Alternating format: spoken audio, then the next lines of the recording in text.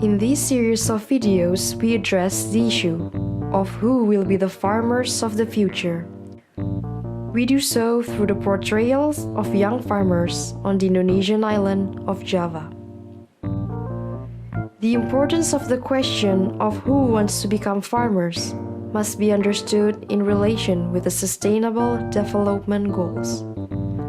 Sustainable Development Goals is a collection of 17 goals that cover the three pillars of sustainability, which are economy, environment, and society.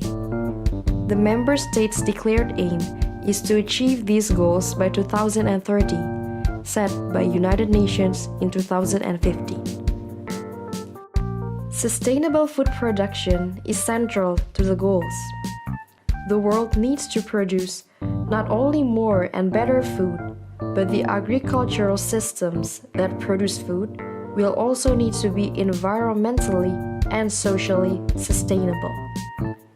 Many governments around the world see young, educated farmers as central to tackling these challenges and look to young farmers as the source of new and innovative ideas that will secure productive, robust, and sustainable agriculture. But there is a major problem. Globally, fewer and fewer young people become farmers.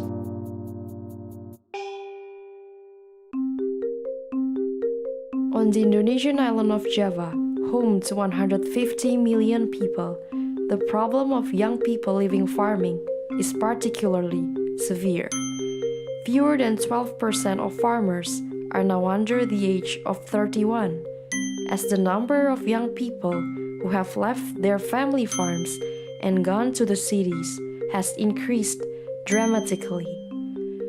Reasons for leaving farming are many and include educational, the desire to lead urban lifestyles, and to improve livelihoods. Many farms are very small, and farm incomes cannot compete with the salaries of the cities. The implications for food production of young people leaving farming are serious. Java, although making up less than 10% of Indonesia, produces more than half of the country's food. It is one of the world's most intensively cultivated places. Volcanic soils and sophisticated irrigation systems mean that rice may be harvested up to 3 times per year. But with young people living farming in great numbers, who will produce food in the future? Who want to become farmers?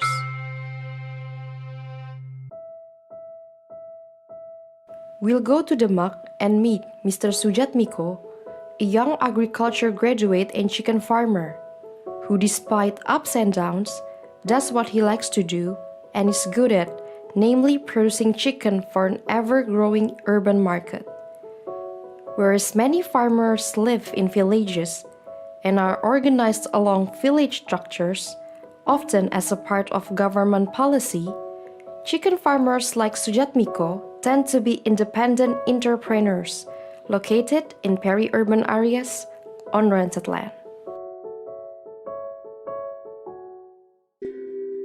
Mr. Sofian, a young, well-educated farmer from Kopeng, has entered farming as a combined result of family pressure and being a farming graduate.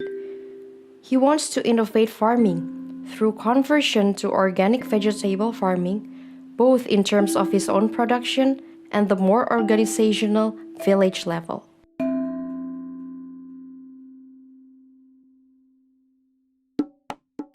Mr. Lukman, a young graduate and upland farmer who has ventured into goat farming in Pemalang, would like to expand his operation.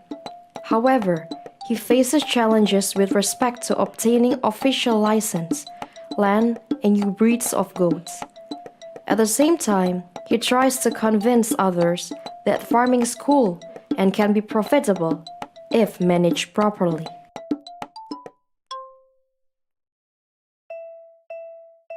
Mr. Trisna, a young and well-educated cattle farmer and teacher at an agricultural school, lives and farms in a relatively remote and poor village called Desa Genting. Mr. Trishna uses his skills and his connections at both the individual and the community level as a leading member of the cattle farmers groups and as the instigator of a pumped irrigation system. And lastly, we will meet Mr. Budi, an organic farmer from Sleman, and Mr. Hesta, the owner of a coffee shop and a leader of an organic food community. Both of them are trying to promote organic vegetables and a healthy lifestyle to people in Jogja. This series will show their struggles, hopes, aspirations, and why they want to become farmers.